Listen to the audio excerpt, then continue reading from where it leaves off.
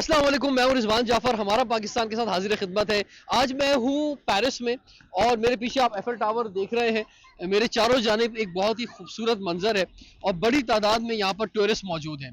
यहाँ पर हमने इनवाइट किया है आज उन पाकिस्तानियों को जो फ्रांस में रहते हैं और उनसे हम जानेंगे कि उनके क्या ख्यालात है पाकिस्तान के बारे में और पाकिस्तान की सियासत के बारे में, पाकिस्तान के मुस्तकबिल के बारे में। और अभी देखा यह जा रहा है कि पाकिस्तान में जो महंगाई बहुत ज़्यादा बढ़ गई है, तो पाकिस्तान में ये शोर है, पाकिस्तानी ये सोच रहे हैं कि वो मुल्क से बाहर चले जाएं, वो अमेरिका चले जाएं, वो यूरोप चले जाएं। तो क्या उन्हें जाना चाहिए या पाकिस्तान में ही रहना चाहिए, ये भी हम इनसे जानेंगे, इनका मशवरा लेंगे। सबसे पहले हम आसफा साहिबा से मुलाकात करवाएंगे आपकी। अस्सलाम वालेकुम जी, कैसी हैं आप? ठीक है, खैरियत से? अपना थोड़ा पाकिस्तानियों को तारुफ करवाएं, क्या करती हैं आप यहाँ पे? जी, मैं आसफ़ा हाशमी हूँ और मेरा तारुफ़ ये है कि मैं एक पॉलिटिकल जमात के साथ वाबस्ता हूँ ठीक है। और उसके अलावा मैं यहाँ पे सोशल वर्क करती हूँ, फ़ैशन डिज़ाइनर हूँ हम्म, और मेरे प्रोग्राम्स वगैरह होते हैं और माशाल्लाह मैं जीती भी हुई हूँ अवार्ड और चलिए ठीक है। अब ये फरमाएं कि पाकिस्तान में ऐसे हालात तो बहुत अच्छे हैं, हर तरफ जो है खुशहाली है, कोई प्रॉब्लम नहीं है किसी को। महंगाई भी जो है कम होती जा रही है, डॉलर भी कम हो रहा है। आप देखिए 330 से अब 290, अब सुना है 250 तक आ जाएगा। तो कोई प्रॉब्लम यहाँ बैठ के आपको नजर तो नहीं आती वहाँ पे? जी नहीं, हमें तो वहाँ पे प्रॉब्लम्स ही प्रॉब्लम नज़र आते हैं क्योंकि हमारी फैमिलीज़ तो वहीं पर हैं। हम्म, वो हमें बताते हैं कि कितना अदम इस्तेहकाम है पाकिस्तान में। पाकिस्तान जो है डॉलर की कीमत तो नीचे आ गई है लेकिन पेट्रोल की कीमत जो है उसके मुकाबले में उतनी ही ज़्यादा होती जा रही है। हम्म, मतलब जब डॉलर जब ज़्यादा कम था तो उस वक़्त चीज़ें कम थी, हाँ। लेकिन जब अब डॉलर नीचे आ रहा है उसके हिसाब से तो नीचे अब नहीं आ आपको रही उम्मीद लग जो रही कि है, ऊपर अब जा आपको रही है। उम्मीद लग रही है कि जो इलेक्शन की बात की जा रही है, नई गवर्नमेंट आएगी, जो भी आएगी, वो चीजें बेहतर कर सकती है? जी जो भी गवर्नमेंट आएगी, जो अवाम के मैंडेट से आएगी, तो इंशाअल्लाह ताला हमें उम्मीद है कि उससे हालात जो है मुनसिफाना बेहतर होंगे। मुनसिफाना इंतखाबात होंगे पाकिस्तान में। ये अब हम दुआ कर सकते हैं कि अल्लाह करे कि मुनसिफाना इंतखाबात हाँ। हों। कुछ कह नहीं सकते क्योंकि अगर हमने कुछ कहना जो है अभी कबल वक्त होगा। हाँ। हम इधर बैठ के मफरूजे जो है वो गढ़ नहीं अच्छा, सकते। ओवरसीज पाकिस्तानी क्या कर सकते हैं पाकिस्तान के लिए? बात तो बहुत करते हैं कि जनाब हमें बहुत मोहब्बत है पाकिस्तान से, हमसे ज्यादा कोई मोहब्बत नहीं करता, लेकिन आप यहाँ बैठ के क्या कर सकते हैं पाकिस्तान के लिए? ओवरसीज़ पाकिस्तानी तो पाकिस्तान से बहुत मोहब्बत करते हैं, लेकिन जब भी कोई ये जो अभी ये हुकूमत जो गुजरी है 16 माह इन्होंने हुकूमत की है, इन्होंने ओवरसीज़ पाकिस्तानियों के लिए कुछ भी नहीं किया। इन्होंने सिवाय उनको डैमेज करने के, इन अफ़सोस के साथ कहना पड़ता है, इन्होंने कुछ नहीं किया। लेकिन मैं उम्मीद करती हूँ जो आने वाले हालात होंगे इंशाअल्लाह वो अच्छे होंगे। हमें वोट का हक दिया अच्छा ये जाए, बताएं यहाँ वोट पे, का हक अच्छा होना आपको चाहिए। आपको वोट का हक दिया हाँ। जाए, इस पर बड़ी डिबेट पिछली गवर्नमेंट के अंदर हुई, बात हुई। अब वो देखते हैं कि आगे कैसे बढ़ती है सूरत हाल। अच्छा ये बताएं, पाकिस्तान में जो हालात खराब हुए, जो महंगाई है, जो चीजें, लोग पाकिस्तान छोड़ के यूरोप आना चाहते हैं, अमेरिका आना चाहते हैं, उन्हें क्या मशवरा देंगे आप? मैं तो उनको कहूँगी ऑल द बेस्ट। अल्लाह ताला आप लोगों के हाल पे रहम करे। जिस किस्म के हालात पाकिस्तान में जा रहे हैं नहीं, वहीं पर रहें, वहाँ मेहनत करें, वहाँ पे अपॉर्चुनिटीज हैं, अपना मुल्क है, यहाँ पे परदेश में ना आए। मुझे मेरे सामने अभी कुछ भी नहीं आइडिया आ रहा ठीक है। कि वो आए कि ना आप लोग आए। खुश हैं यहाँ पे? खुश हम है, खुशहाल हैं? हम लोग तो अल्लाह का लाख लाख शुक्र है, यहाँ पे बहुत खुश हैं। हमें कोई किसी किस्म का कोई मसला नहीं है यहाँ पर क्योंकि इंसाफ की बुनियाद पे हम्म, हुकूमत चले। सबके साथ इंसाफ का जो रवैया है जो कि पाकिस्तान में कहीं भी नज़र नहीं आता। हम्म। हम ये चाहते हैं कि पाकिस्तान में तमाम इदारे अपनी आइनी हदूद में रहें और हुकूमत जो है अवाम के मैंडेट से आए ताकि अवाम अपनी मर्जी से खुशहाली की ज़िंदगी गुजार सके। ये हमारा एक ख्वाब है और हम चाहते हैं इस ख्वाब को कभी या अल्लाह हमारा ये जो ख्वाब है ये शर्मिंदा है ताबीर हो और हम पाकिस्तान वापस आएँ। बहुत बहुत शुक्रिया, थैंक यू वेरी मच हमारी दावत पे।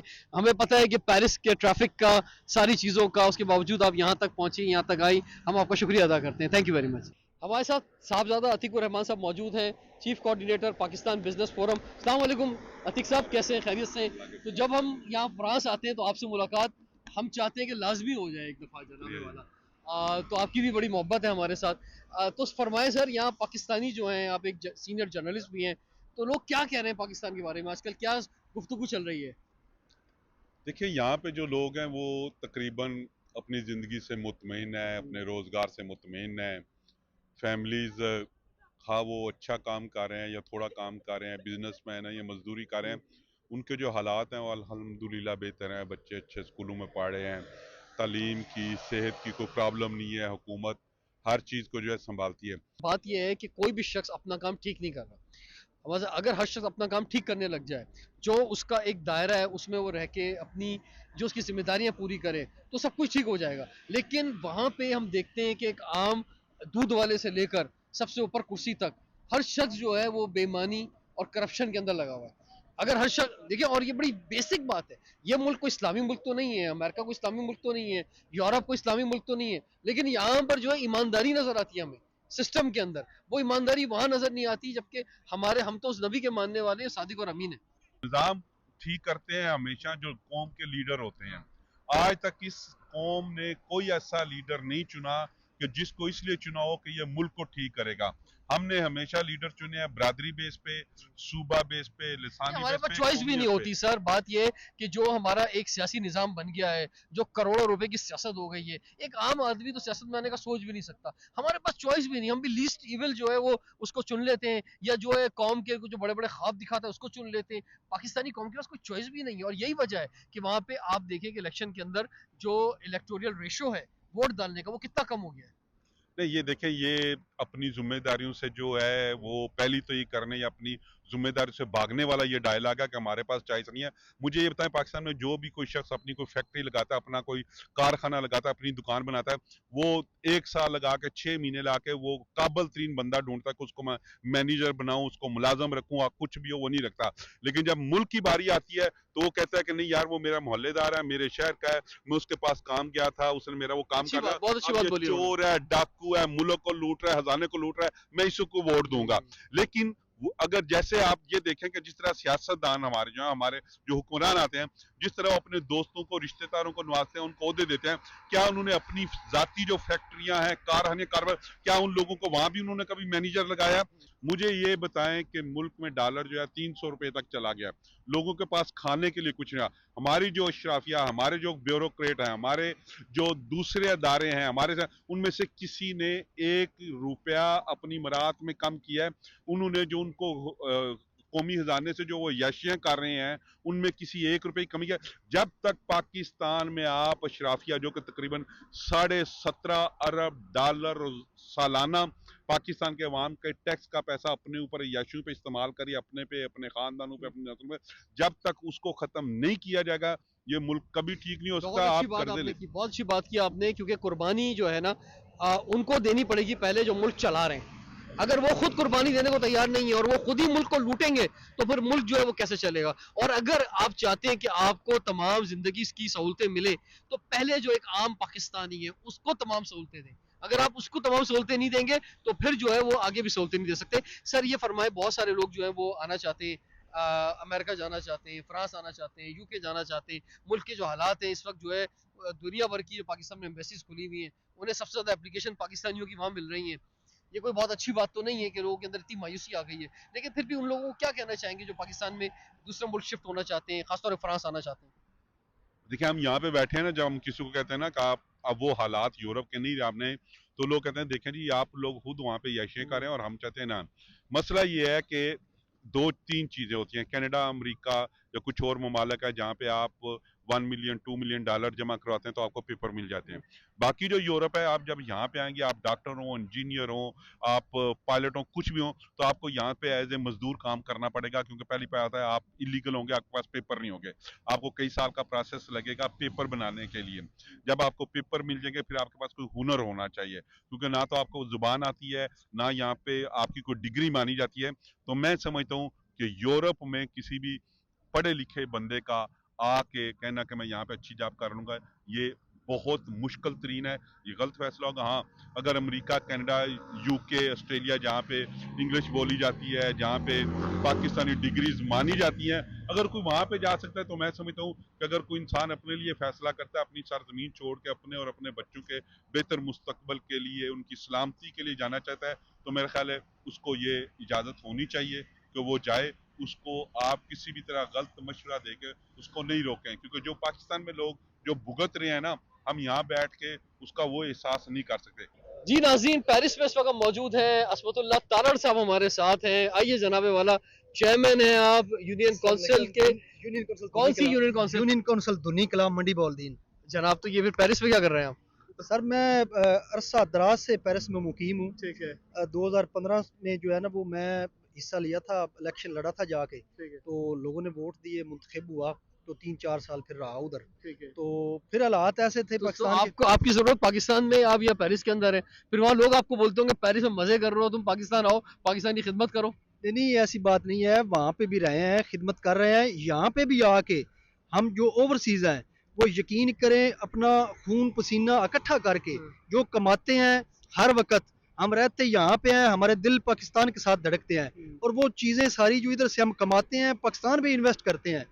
हमारा हर वक्त दिल है कि पाकिस्तान तरक्की करे, और इतनी तरक्की करे कि जिस तरह ये फ्रांस है, यकीन करे हम चाहते हैं कि एक दिन में भी काम हो जाए कि फ्रांस की तरह पाकिस्तान हो जाए, और हमें यहाँ रहने की ज़रूरत ना हो, हम पाकिस्तान वापस चले जाएं। पिछले खास तौर पे 44 सालों के अंदर जो है पाकिस्तान जिस जगह पे पहुंच गया है, मैं एक बात कहना चाहूँगा, मैं पूरी दुनिया में ट्रैवल करता हूँ, सबसे ज़्यादा मुश्किल कहीं होती है दुनिया में जाते तो एयरपोर्ट पे होती है कि चले माना कि जनाब जूते उतरवा लिए, बेल्ट उतरवा ली, अपर अगर आप कोट पहने हुए, हमारे वज़ीर आज़म भी जब गए थे तो वो जब पर्सनल लेवल पे गए थे तो ये अच्छी बात थी, खैर जब प्रोटोकॉल उन्होंने नहीं लिया था तो उन्होंने भी इसी तरह उस प्रोसेस से गुजरे थे वो, तो वहाँ पे एक महसूस होता है कि जनाब चेकिंग हो रही है, और अच्छी बात होनी चाहिए। उसके बाद आप दुनिया में कहीं चले जाएं, किसी होटल में आप जाते हैं कोई चेकिंग नहीं है, कहीं गाड़ी लेके जाते हैं कोई आपकी गाड़ी बोनट खोल के नहीं देख रहा, बड़े से बड़े होटल में जाते हैं, कम रूम लेते हैं, आपका कोई सामान चेक नहीं कर रहा, किसी भी जगह चले जाएं आपकी कोई चेकिंग नहीं है। पाकिस्तान में हर कदम पे चेकिंग है, हर कदम पे पहरे लगे हुए हैं, इवन आप गाड़ी में जा रहे हैं वहां पे आपको रोक के चेक कर लिया जाता है, किसी जगह किसी भी जगह पे जा रहे हैं, तो हम इस जब तक इस सिक्योरिटी स्टेट से निकलेंगे नहीं, और हम सिक्योरिटी का प्रॉब्लम हर जगह है, ऐसा नहीं कि यहाँ नहीं है, लंदन में नहीं है, अमेरिका में नहीं है, लेकिन जदीद बुनियादों पर जो है वहाँ पे सिक्योरिटी के इंतजाम देखे जाते हैं कैमरों के जरिए और सिक्योरिटीज़ के जरिए, इंटेलिजेंस के जरिए। तो जब तक हम इस तरफ नहीं आएंगे, हम हमारी तरक्की में ये चीज़ भी बड़ी रुकावट है। भाईजान बहुत से लोग यकीन करें जाना चाहते हैं यहाँ से, अपना सब कुछ बेच के जाना चाहते हैं, वो पाकिस्तान में जाके बिजनेस करना चाहते हैं। प्रॉब्लम ये है कि जब चले जाते हैं, बड़े ओवरसीज गए हैं, उनको यकीन करें उनकी ज़िंदगी का तहफ़्फ़ुज़ नहीं होता, उनको लूट लिया जाता है, धमकाया जाता है, जगह टैक्स लिया जाता है। किस तरह वो हर चीज़ अपनी बेच के अपने मुस्तकबिल का फ़ैसला करें कि हम हर चीज़ लेके वहाँ चले जाएं। अभी यकीन करें इतनी दर्दनाक सूरत हाल है कि ओवरसीज़ में ये सोच पाई जाती है कि अभी हमारा कोई मुस्तकबिल नहीं पाकिस्तान में, हर चीज़ वो बेच के चाहते हैं कि हम इधर ले आएँ, और ये हो रहा है। आप क्या अच्छा, अब जो रेमिटेंसेस भी कम हो गए पाकिस्तान के अंदर, तो अब आप लोग जो पैसे भिजवाते थे यहाँ से, तो उसमें क्या सूरत हाल है? भजन बेशक लोगों ने पैसे रोक के रखे हुए हैं। क्यों? लोग ये सोचते हैं कि जितना पैसा वहाँ पे जाएगा वो कुछ अरसे बाद हमारा रुपया डीवैल्यू हो रहा है। आज मैंने 1 करोड़ रुपया पाकिस्तान भेजा, वो तो 2-4 महीने बाद मेरा 50 लाख रह जाएगा, मैं क्यों भेजूंगा पाकिस्तान पैसे? ये प्रॉब्लम है। और एक ऐसी चीज़ मैं आपको बताता हूँ और हकीकत है कि बहुत से लोगों को वो चीज़ नहीं पता, आप हैरान होंगे, और यकीन करें ये चीज़ जब सुनते हैं दिल खून क्या आंसू होता है। एक वक्त था, ये जो फ्रांस जिस कंट्री में हम खड़े हैं, इसकी करेंसी पाकिस्तान से छोटी थी, वो वक्त था 60 का। 1960 में पाकिस्तान की करेंसी आप गूगल करें, वो फ्रांस की करेंसी से छोटी थी। आज देखिए हालात कहाँ पे पहुंच गए हैं। अल्लाह ताला ने पाकिस्तान को सब कुछ दिया है, सिर्फ ये है नहीं, अभी तो हमारी करेंसी बांग्लादेश से पीछे है, अफगानिस्तान से पीछे है, इंडिया से पीछे है, तो हम अपने रीजन में ही बहुत पीछे हैं। फ्रांस और अमेरिका और यूरोप के दूसरे ममालिक तो खैर दूर की बात है। अच्छा जी, चले उम्मीद रखते हैं अगले इलेक्शन से आप कि जनाब उसमें कुछ बेहतरी आएगी। सर अल्लाह करे, हम तो चाहते हैं कि दिन दुगनी रात चुगनी तरक्की करे, लेकिन अभी जो हालात बने हुए हैं यकीन करें हर तरफ मायूसी है। हमें नहीं लगता कि कुछ अच्छा होगा, क्योंकि तब अच्छा होगा कि हुक्मरान पाकिस्तान का वो आएगा जो अवाम मुंतखब करेगी। जब तक गैर मुंतखब शुदा ये सिलेक्टर आते रहेंगे, कभी ऐसा मुमकिन नहीं कि पाकिस्तान तरक्की करे। बहुत बहुत शुक्रिया, थैंक यू वेरी मच कि आपने ख्यालात का इज़हार किया। नाज़रीन, मैं जहाँ भी ओवरसीज़ पाकिस्तानियों से मिल रहा हूँ, मैं यही देख रहा हूँ कि वो पाकिस्तान के मुस्तकबिल के हवाले से बहुत ज़्यादा नाउमीद हैं। ये कोई बहुत अच्छी बात नहीं है, ये हमारा बहुत ज़बरदस्त असासा है हमारे ओवरसीज़ पाकिस्तानी। तो अगर ये नाउमीद हो जाएंगे, और नाउमीद है जैसा कि पाकिस्तान में भी नाउमीद है, तो फिर हम कैसे आगे तरक्की कर सकेंगे? तो और उम्मीद जो है सिर्फ तकरीरों से नहीं आएगी, वादों से नहीं आएगी। उम्मीद जो अगर पाकिस्तान में आ सकती है तो एक्शन से आ सकती है। हर एक को अपना काम करना पड़ेगा, जो उसका काम है वो एक्शन लेगा, अपने अपने काम के मुताबिक अपना सही जिम्मेदारी से अंजाम देगा, तो ही चीज़ें बेहतर होनी शुरू होंगी, माशी हालात बेहतर होंगे, एक रोशनी एक उम्मीद पाकिस्तान से जागेगी, तो ये ओवरसीज पाकिस्तानी भी खुश होंगे और पाकिस्तान की मदद करेंगे। टाइम एक ब्रेक का, ब्रेक के बाद हाजिर होते हैं, देखते रहिए प्रोग्राम हमारा पाकिस्तान।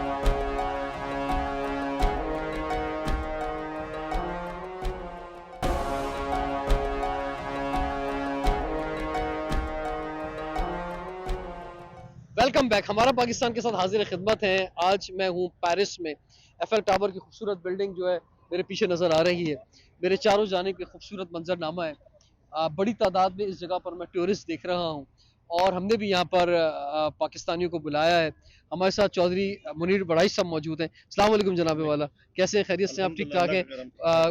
मुस्लिम लीग काफ के साबिक सदर हैं और उसके साथ साथ सियासी वर्कर हैं। फ्रांस में काफ़ी कितने अरसे से रह रहे हैं सर? मैं 29 साल से 30 साल से रह रहे हैं, माशाल्लाह जनाब वाला। वैसे तो अभी भी आप नौजवान हैं, लेकिन 30 साल पहले जब आए होंगे तो और नौजवान होंगे। तो कैसी गुजरी जिंदगी फ्रांस में? अल्हम्दुलिल्लाह, अल्लाह का करम है। यहाँ पे आके हमने लोगों ने मेहनत की है और अपना सिक्का जमाया, जैसे लोग प्रदेश में जमाते हैं। ठीक है। अल्लाह का करम है, आज जो ख्वाहिशात लेके आए थे, अल्लाह ताला ने हर ख्वाहिश पूरी की है। अच्छा, ये एक चीज मैंने देखी है, आप किस इलाके से हैं पाकिस्तान में? गुजरात से गुजरात से। गुजरात के बड़े लोग हैं जनाब फ्रांस में। तो जो जिस इलाके से आया है उसने अपने घर वालों को, मोहल्ले वालों को, रिश्तेदारों को बड़ी तादाद में यहाँ बुला लिया, ऐसा ही है? ऐसे ही है जी, बिल्कुल। हाँ, हमारी कोशिश होती है कि अपनी फैमिली को स्टैंड करें, जितना कर सकते हैं। यहाँ पे बुला लें या वहाँ पे पैसा भेज के उनको जितना स्टैंड कर सकते हैं अपनी अच्छा, family- आना भी आसान नहीं है बाहर जो है। अब मैं एक आपको एक बात और बताऊं। पिछले दिनों आपने वाकया सुना होगा कि यूरोप आते हुए जो कश्ती डूबी है, उससे बड़े पाकिस्तानी जो है वो वहाँ पे हलाक हो गए। इसी तरह से जो इलीगल तरीके से यूरोप आना चाहते हैं पाकिस्तानी, वो भी बड़ी मुश्किल के अंदर होते हैं, बड़ी मुश्किल तरीके से आप आते हैं। तो मुझे ये फरमाएं कि जब आप लोग जहाँ पे मौजूद हैं, आप लोग जब वहाँ पे पाकिस्तान के अंदर जो है एक मोहल्ला है, 10 घर हैं, उसमें एक घर पे जब यहाँ से यूरोप से पैसा जा रहा होता है, उसमें कलर हो रहा होता है, उसमें नई गाड़ी खड़ी हो रही होती है, उसकी दीवारें बन रही होती हैं, तो बाकी लोग जो उस गांव के हैं या उस शहर के, वो सोचते हैं कि यार बस ये पैसा आने की वजह यही है, इनका भाई बाहर है। और फिर वो अपने घर बेचते हैं, अपनी भैंसें बेचते हैं, उधार लेते हैं, जेवर बेचते हैं और जाली तरीके से यहाँ पे आना चाहते हैं और फिर रास्ते में उनका ये हाल होता है जो हुआ। तो सर ये ऐसा है या नहीं है? ऐसा है भी, लेकिन उसमें हमारे मुल्क की भी बदकिस्मती है कि वहाँ पे जो माहौल साजगार पैदा करना चाहिए, जो हमारी गवर्नमेंटें होती हैं, कोई भी गवर्नमेंट हो, उसको अपने मुल्क के लिए अच्छा माहौल साजगार पैदा करना चाहिए, जो कि नहीं होता। और आपकी जो बात है वो वैलिड है, वो वैलिड पॉइंट है कि जिस वक्त एक घर में काम हो रहा था, गाड़ी अच्छी खड़ी होती है, तो हर बंदे की ये ख्वाहिश होती है कि मैं भी किसी ना किसी तरीके से बाहर जाऊं। और वो हमारा जो आपने जिक्र किया कि इतने बंदों की वहाँ पे डेथ हुई है, ये हमारी जो मौजूदा हुकूमत है, सबका हुकूमतें हैं, सबके लिए ये एक सवालिया निशान है, ये जो सवालिया निशान छोड़ के जा रहे हैं। ठीक है जी, पाकिस्तान के मुस्तकबिल से उम्मीद है आपको कि जनाब हालात बेहतर होंगे। मायूसी 76 साल गुजर गए, अब जो चीजें बेहतर हो जाएंगी। मायूसी गुनाह है, लेकिन ये सवालिया निशान है उन हुक्मरानों के लिए जिन्होंने ये इस मुल्क का ये हाल किया है। हम उम्मीद करते हैं कि अल्लाह ताला कि हाँ, कि अच्छा वक्त आए और अच्छा वक्त जो हमारी आने वाली नस्ल है उनके लिए अच्छा वक्त। हमारे साथ चौधरी गुलजार लंगड़ियाल साहब मौजूद हैं। अस्सलाम वालेकुम जी। सर, नाम तो आपका बड़ा शानदार है और शख्सियत भी बड़ी जारहाना है। तो कैसे लग रहे हैं पाकिस्तान के हालात आजकल आपको? बिस्मिल्लाहिर्रहमानिर्रहीम। पाकिस्तान के हालात कभी कभी तो देख के दिल बहुत उठता है। जो हालात जा रहे हैं मौजूदा, क्या जितने भी कुछ अर्सा पहले से भी आप देख लें, जो माशी अदम इस्तेकाम है, सियासी अदम इस्तेकाम है, लोगों का अपने आप से इत्मीनान उठता जा रहा है, बेरोज़गारी बहुत ज़्यादा हो गई है। हम लोग यहाँ जो अवरसीर बाहर रहते हैं, हर वक्त पाकिस्तान के बारे में सोचते हैं और हमारी ये कोशिश होती है कि हमें अच्छी खबरें मिले। बैड खबरें हम सुनते ही नहीं हैं। हमें कोशिश होती है कि हमें अच्छी खबरें सुनने को मिले, लेकिन जब तक पाकिस्तान में ये नाइंसाफ़ी ख़त्म होगी, हर बंदे को इंसाफ बर वक्त मिलेगा, तो मेरा ख्याल नहीं, है अब बात ये है ना कि जो आप बातें कर रहे हैं, बातें बहुत अच्छी कर रहे हैं और ये सारी अच्छी बातें हम भी कर रहे होते हैं। बहुत सारे लोग पाकिस्तान में अच्छी बातें कर रहे होते हैं, सारे ओवरसीज पाकिस्तानी अच्छी बातें कर रहे हैं, सारे लोग टेलीविजन में बैठ के अच्छी बातें कर रहे हैं, लेकिन हो कुछ नहीं रहा प्रैक्टिकल। सर, क्या मसला क्या है? मसला ये है कि ये जो सियासी अदम इस्तेकाम है ना, ये जब तक पाकिस्तान की वाम के मैंडेट के मुताबिक गवर्नमेंट नहीं आएगी, वो मैंडेट से आएगी तो वो काम करेगी, तभी जाके ये जो माशी इस्तेकाम है तभी आएगा मुल्क में। जब तक सियासी अदम इस्तेकाम रहेगा, ये माशी अदम इस्तेकाम भी रहेगा। जब तक ये दोनों चीज़ें रहेंगी तो ये पाकिस्तान का आगे बढ़ना बहुत मुश्किल है। ठीक है। इसलिए हम ये चाहते हैं कि पाकिस्तान में फेयर इलेक्शन हो, जो जिसको भी वहाँ मैंडेट देती है उसको हुकूमत दे, उसको हुकूमत करने दे। और इंशाअल्लाह ताला मेरा ख्याल है कि अगर ऐसा हुआ तो फिर पाकिस्तान जो है ये अच्छे राह पे चल ठीक है। पड़ेगा। दूसरा सवाल मेरा बहुत अहम, जो मैं जितने भी हमारे यहाँ ओवरसीज पाकिस्तानी हैं फ्रांस में, उनसे पूछ रहा हूँ आज कि पाकिस्तान की बड़ी तादाद जो पाकिस्तान से निकलना चाह रही है, और वो शायद हो सकता है किसी धोखे में भी है, क्योंकि हर एक को अंदाज़ा नहीं होता कि वो जाएंगे अगर यूरोप अमेरिका तो उन्हें क्या सूरत हाल मिलेगी। लेकिन एक तस्वीर कशी खूबसूरत होती है, मंजरनामे ये खूबसूरत नज़र आ रहे होते हैं, तो उस बुनियाद पे लोग जो सोचते हैं कि शायद दरख्तों पर डॉलर लगे हुए हैं, वो आएंगे और डॉलर ले लेंगे, तो क्या उन्हें क्या मशवरा देना चाहेंगे? नहीं, उन्हें मशवरा बाहर आने का तो हम मशवरा नहीं देते। मैं 40 साल से यहाँ पे रह रहा हूँ, मुझे पता है मैं किस किस मुश्किलात से गुजर कर यहाँ पे पहुंचा हूँ आज। हम ये तो मशवरा नहीं पाकिस्तानी देते कि वो बाहर आए, लेकिन वो करें क्या? उनके पास चॉइस नहीं है। वो कैसे वो अपने फैमिली का या अपने बच्चों का, अपने माँ बाप को कैसे वो केयर कर सकते हैं, कैसे उनका वो दिन रात गुजार सकते हैं? ये उनकी मजबूरी है। पाकिस्तान में एक तो जो बंदा पढ़ लिख भी जाता है, उसको उसकी तालीम के मुताबिक जॉब मिलना जो है वो बहुत मुश्किल होता है, क्योंकि वो समझते हैं कि हमारे पास सिफारिश नहीं है, हमारे पास पैसे नहीं है देने के लिए। ये जो दो चीज़ें जो हैं ये पाकिस्तान को धीमे की तरह खा रही हैं, एक सिफारिश, दूसरा पैसा। इसलिए जो पढ़े लिखे लोग हैं वो भी कोशिश करते हैं कि हमारे कहीं बाहर कहीं लग जाए वीज़ा। और ये देखें, ये बाहर के जो मुल्क हैं, ये जो पढ़ा लिखा बंदा इनको दुनिया के किसी भी कोने में मिलता है तो इसको उठा के ले आते हैं और उनको इतनी मराहत देते हैं, वो बंदा पाकिस्तान वापस जाने का या अपने मुल्क में वापस जाने का नाम नहीं लेता।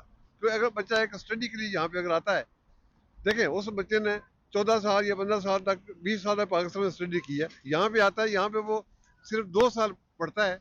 ये उसको जांच लेते हैं कि ये बंदा काम का है, ये 2 साल में उसको पॉलिश करती है, उसको यहाँ पे रख लेती है। जो उसे पाकिस्तान का जो पढ़ा होता है वो खत्म हो जाता है उसका। जिससे पाकिस्तान के कुछ लोग मैंने ऐसे भी जानता हूँ जो स्कॉलरशिप पे यहाँ पे आए, लेकिन यहाँ पे आकर मास्टर की या PhD कर ली, लेकिन वो वापस नहीं गए। वो कहते हैं वापस जाकर क्या करेंगे आप, वहाँ पे जॉब ही नहीं मिलती। बिल्कुल सही है सर, बहुत बहुत शुक्रिया। कोई मैसेज देना चाहेंगे आप?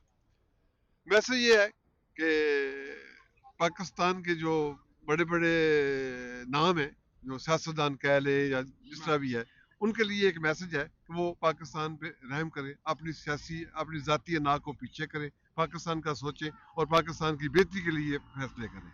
ठीक है, अपनी बेहतरी के लिए ना करें, अपने खानदान की बेहतरी के लिए ना करें, पाकिस्तान की बेहतरी के लिए काम करें। सर बहुत शुक्रिया, थैंक यू वेरी मच।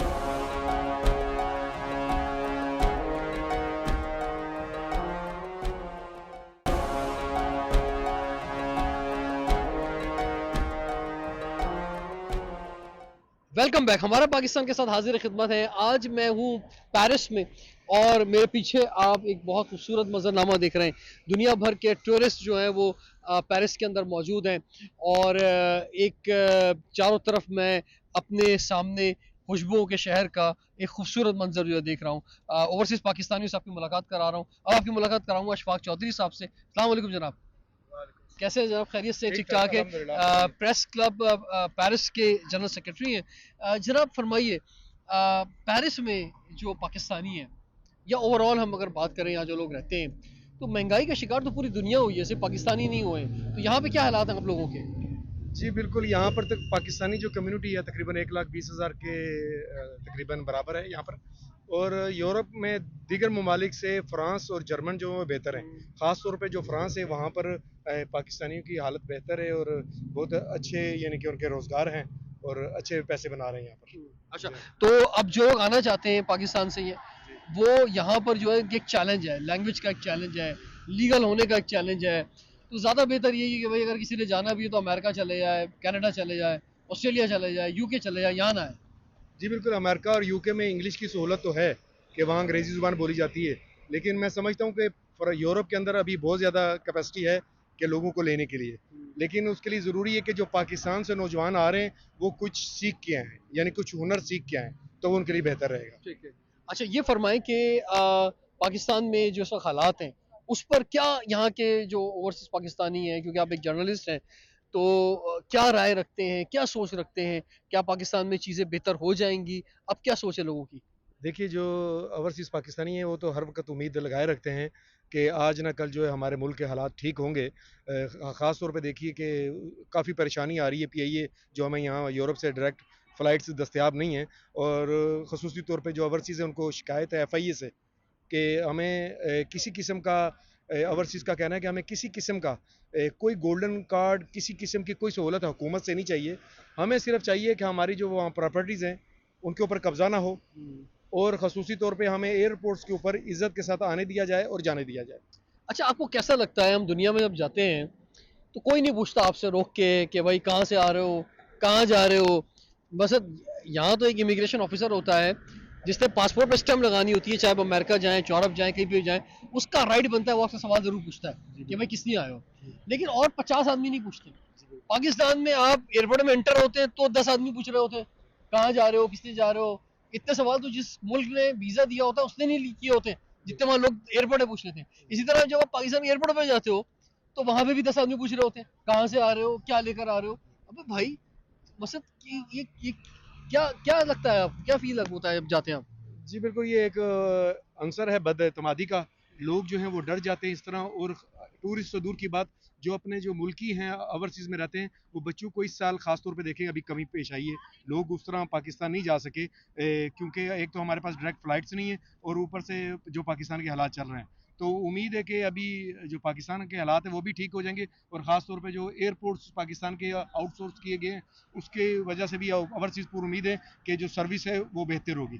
ठीक है जी। और क्या समझते हैं कि इलेक्शन होंगे, हालात बेहतर होंगे या ओवरसीज, क्या सोच रहे हैं? जी, ओवरसीज़ जो हैं वो नहीं समझते कि अगर इलेक्शन देर से हों तो वो कोई हालात जो हैं उससे बहुत बेहतर हो जाएंगे। तो जो क्योंकि ये डेमोक्रेसी है यहाँ पर, तमाम ममालिक में जो है अच्छा निज़ाम चल रहा है यहाँ पर, तो सब ये समझते हैं कि इलेक्शन जल्द से जल्द जितनी जल्दी हो जाएँ वो बेहतर है मुल्क के लिए। बहुत बहुत शुक्रिया। कोई मैसेज देना चाहेंगे आप? जी बस यही है कि ओवरसीज़ पाकिस्तानियों को जो है वो पाकिस्तान के अंदर ज़्यादा से ज़्यादा सहूलियात दी जाएँ और सिक्योरिटी का बेहतर बंदोबस्त होना चाहिए। इस वक्त हम पाकिस्तान में देख रहे हैं कि नौजवान बड़ी तादाद में मुल्क से बाहर जा रहे हैं। एक अली असद साहब हमारे साथ मौजूद हैं जो कि अभी जस्ट 15 दिन पहले जो है वो पहुंचे हैं पेरिस में और लीगल तरीके से आए। ये चलो मुझे खुशी है, कोई इलीगल तरीका आपने नहीं अपनाया। जिसको भी आना है वर्क परमिट लेकर आए, लीगल तरीके से अगर यहाँ आना चाहता है। तो वहाँ पर आप मंडी बहुद्दीन से, तो मंडी बहुद्दीन तो पूरा मुझे यहाँ पेरिस में मिल रहा है भाई। वहाँ कोई बचा भी है नहीं बचा? बहुत ज्यादा ओवरसीज है मंडी बहुद्दीन के ना, पूरी वहाँ कोई दुनिया में। नौजवान कोई मर्द बचा भी है उधर? सारे यहाँ गए? माशाल्लाह तकरीबन 16 लाख से अब आबादी है मंडी बहुद्दीन की। हाँ। तो तकरीबन 1 लाख प्लस जो है ना वो तुम्हारे overseas है। दोस्त जो है क्या कह रहे हैं अभी जिनको छोड़ के आप पीछे, क्या हमें ही बुला लो है? असल में भैया हालात ही बहुत ज्यादा टफ हो चुके हैं। अगर एक मुलाजिम जो है किसी के साथ 20,000 उसकी अगर पे है तो 16-17 हजार तो बिल आ जाता है उसका। फिर वो कैसे गुजारा करेगा?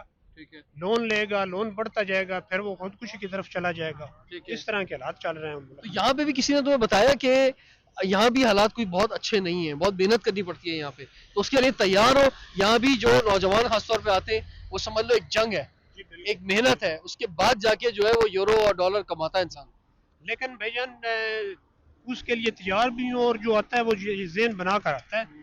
मगर ये बात है इधर मजदूरी करें, मेहनत करें, कुछ न कुछ हासिल हो जाता है। अगर एक बंदा फर्ज करें इधर मजदूरी करता है, मेहनत करता है, जो लोएस्ट है हिसाब से उसकी 1300-1400 यूरो अगर उसको पे मिलती है तो बेहतरीन उसका गुजर बसर होता है। बल्कि उसमें से वो हाफ अबाव सेव भी कर लेता है। तो पाकिस्तान में तो इस नाम की कोई चीज़ ही नहीं है। और दूसरी बात, करेंसी का एक बड़ा डिफरेंस है।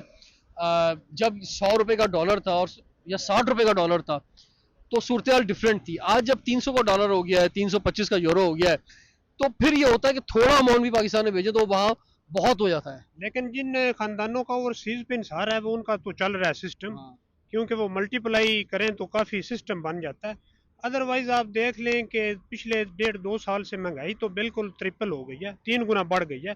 लेकिन जो आमदन है वो छोटे लेवल से बड़े तक वो बिल्कुल सेम है। ज़्यादा इजाफा हुआ होगा, 30% हुआ होगा। तो वो आप डिफरेंस निकालें तो कितना निकलता है? तकरीबन 200 प्लस वो महंगाई जो। तो तुम मायूस होके यहाँ पर आए हो, तो अब कुछ उम्मीद है पाकिस्तान से? जी उम्मीद तो है, अपना वतन है, मिट्टी है, हम छोड़ नहीं सकते उसको। लेकिन बड़ा मुश्किल है हालात जिस मैच पे पहुंच चुके हैं और जो मामलात उधर नजर आ रहे हैं।